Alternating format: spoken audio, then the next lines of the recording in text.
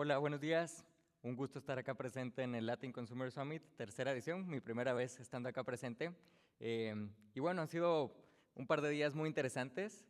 Ayer creo que vimos justamente varias perspectivas diferentes desde la perspectiva de los fabricantes, desde la perspectiva de los consultores, de líderes de equipos de estrategia.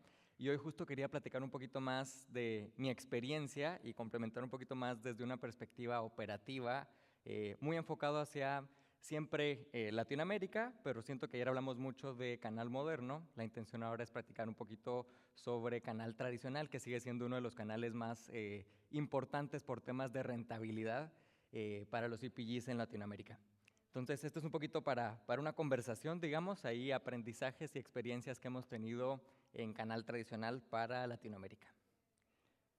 Y bueno, primero quería partir de esto que bien comentamos ayer en las sesiones, justamente esta curva de adopción, ¿no? Vemos que tenemos, conforme van llegando las diferentes tecnologías, es normal este comportamiento, a fin de cuentas, de una curva normal. Sin embargo, vemos que siempre suele haber un equipo innovador y un equipo pues, que hay que darle un poquito más de un empujón para que implementen nuevos comportamientos, nuevas tecnologías. Y siempre suele haber un chasm, o como le llamaríamos, un punto de quiebre, ¿no? Y ahí es donde justamente tenemos que ponernos creativos y encontrar la forma de dar ese empuje extra, llámese a lo mejor el endorsement de alguna figura clave, planes de incentivos, alguna campaña de marketing.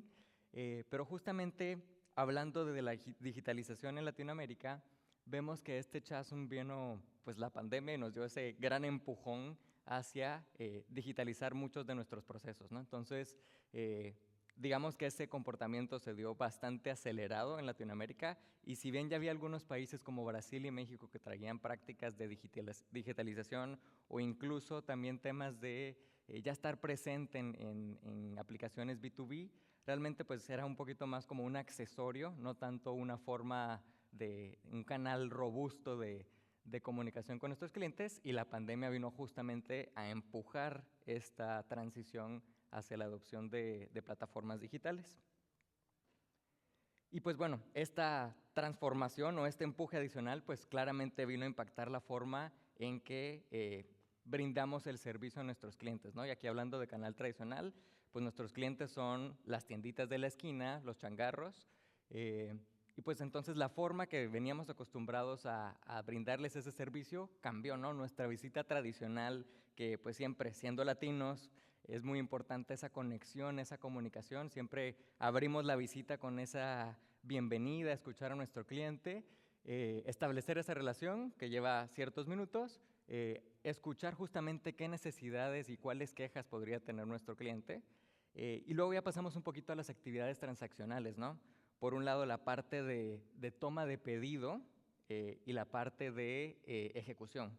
Dependiendo de la categoría, pues la ejecución y el tamaño del punto de venta, pues la ejecución pues lleva su tiempo, ¿no? El rellenar el cooler, rellenar justamente anaqueles, exhibidores, mismo caso que con la toma de pedido. Dependiendo de qué tan extenso sea nuestro portafolio, pues nos puede tomar ciertos minutos el capturar toda el pedido del cliente, ¿no?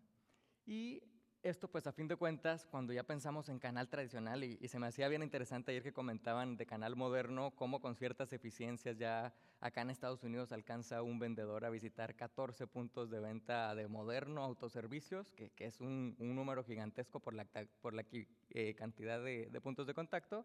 Pero cuando hablamos justamente de canal tradicional, varía según la categoría, pero tenemos vendedores que visitan entre 60 a 80 puntos de contacto al día.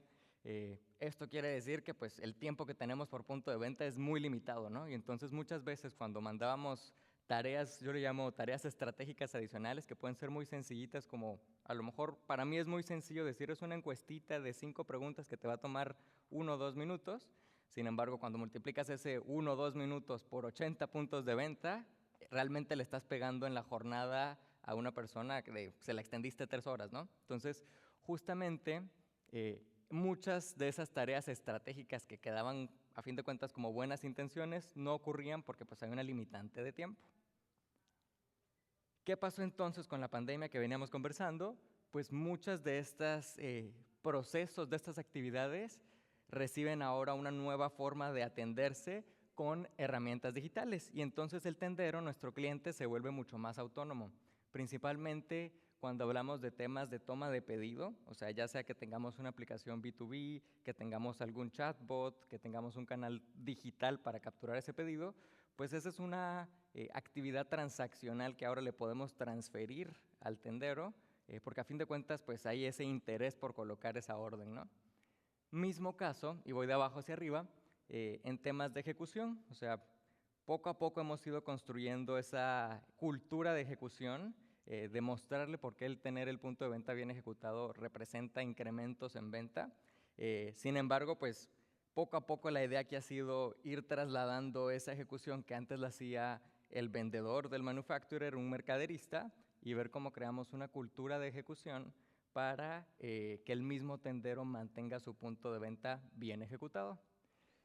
Y por último tenemos la parte de necesidades y reclamos, que también pues es importante escuchar a nuestros clientes. Sin embargo, pues es mucho más sistémico, mucho más fácil darle seguimiento cuando tenemos una línea de atención, ¿no? Y se le puede dar un seguimiento más robusto a través de un sistema de tickets, y todo esto ya se hace de manera digital. Lo que estamos viendo entonces ahora en los CPGs es que tienen sus plataformas, un SFA y un B2B que ponen disponible a los tenderos justamente con este tipo de actividades para que pues, el tendero sea mucho más autónomo. Y entonces esto viene a impactar justamente en cómo va evolucionando nuestra forma de brindar servicio a los clientes, porque ahora se vuelve mucho más estratégico, más, pues sí, creamos más valor, menos transaccional, y entonces pues evidentemente los tiempos o las actividades que inicialmente teníamos, vemos un cambio en el tiempo que invertimos en el punto de venta. Entonces podemos ser mucho más estratégicos, podemos ahora sí voltear a ver tareas estratégicas adicionales, porque ahora, asumiendo que en temas de levantamiento del pedido, el tendero va a ser mucho más autónomo, la función del vendedor o del mercaderista se vuelve un poco más estratégica hacia complementar o hacer que el portafolio crezca, y más bien esos SKUs que ya históricamente el tendero vende en automático, pues en automático los va a resurtir, ¿no? Va a colocar su orden, y más bien nos enfocamos en complementar su ticket. Mismo caso con las tareas de ejecución. Si ya el tendero se encarga de mantener su punto de venta ejecutado, pues más bien ahora podemos llegar con cosas un poco más específicas, con exhibiciones que atienden una ocasión de consumo más detallada, y poder entonces crear una cultura de ejecución y reforzamiento a través de nuestra fuerza de ventas. Y pues también es muy diferente el capturar o escuchar un reclamo versus el dar el estatus del seguimiento de un reclamo, ¿no? Entonces, esto viene a cambiar un poquito el cómo invertimos el tiempo en el punto de venta, y aquí muy importante es, le invertimos menos a las actividades transaccionales y le invertimos ahora más tiempo a actividades que generen más valor, más estratégicas. Y pues esto justamente se conecta. Si ya venimos hablando de industria de consumo masivo, tenemos tres grandes músculos o tres grandes fortalezas. Primero, los que estamos acá presentes y que hemos participado en los paneles, tenemos grandes marcas, o sea, con mucha trayectoria, con mucha cobertura, mucha confianza que tenemos del mercado latino. Entonces, pues ese es nuestro músculo número uno.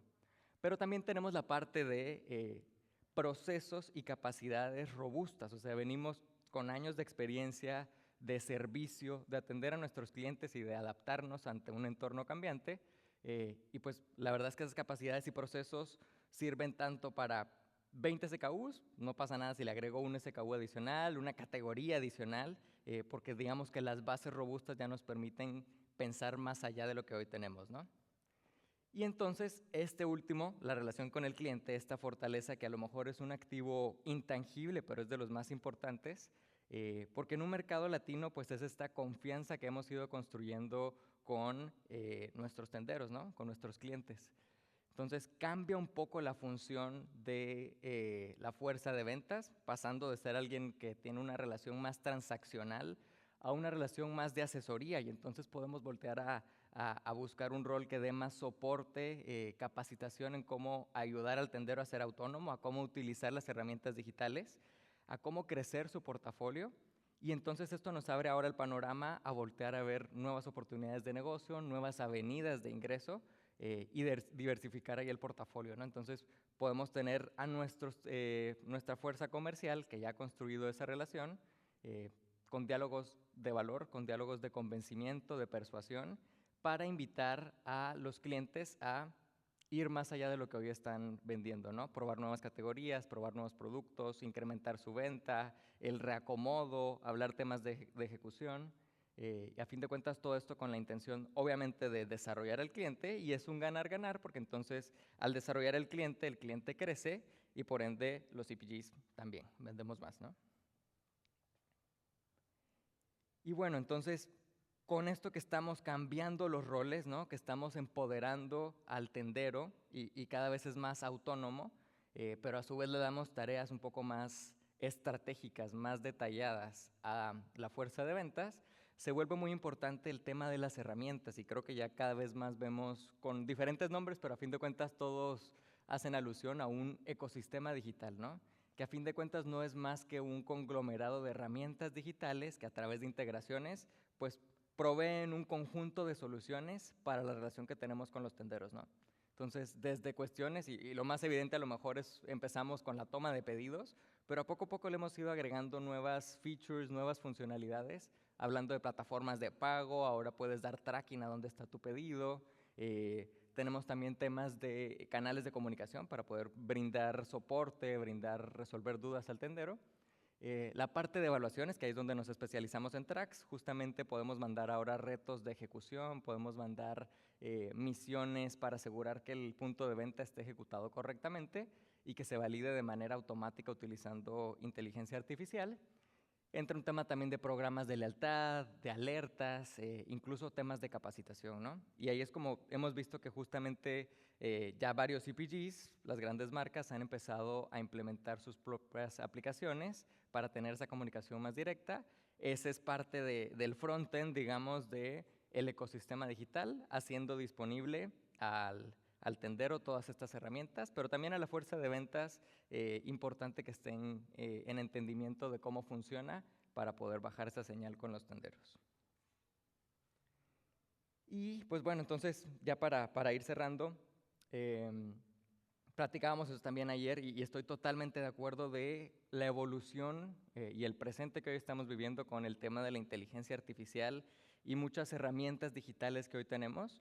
Y estoy totalmente de acuerdo en que tenemos que estar explorando, ¿no? O sea, no podemos ser ajenos, al contrario, tenemos que sumarnos, experimentar, pero creo que también es muy importante, y ahí es de experiencia propia y lo que hemos visto con tanto yo en mi experiencia pasada como con varios clientes, pensar mucho en la escalabilidad, porque ahora que tenemos el acceso a estas herramientas, que seguramente hemos interactuado ya con varias de ellas, es importante que pensemos siempre en el mantenimiento de esa capacidad, el nivel de servicio, el compromiso que va a llevar, digamos, más adelante para poder mantener esa relación y esa confianza con el cliente, y también pensar en las diferentes integraciones, ¿no? O sea, llámese inteligencia artificial, computer vision para temas de reconocimiento de imágenes, llámese temas de chatbot, de pedido sugerido. A fin de cuentas, ahora ya podemos encontrar mucho que se puede reutilizar a código abierto, sin costo o con costo mínimo de $5 o $20 al mes.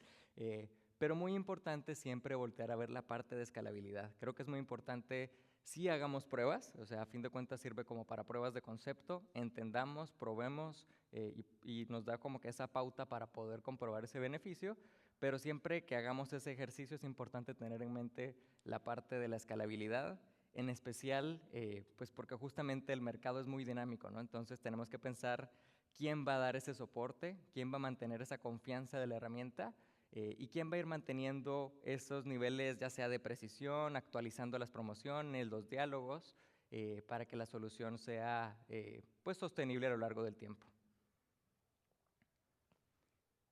Y pues eso, entonces les agradezco. Esta es un poquito más mi perspectiva que quería compartirles volteada hacia canal tradicional en temas de digitalización.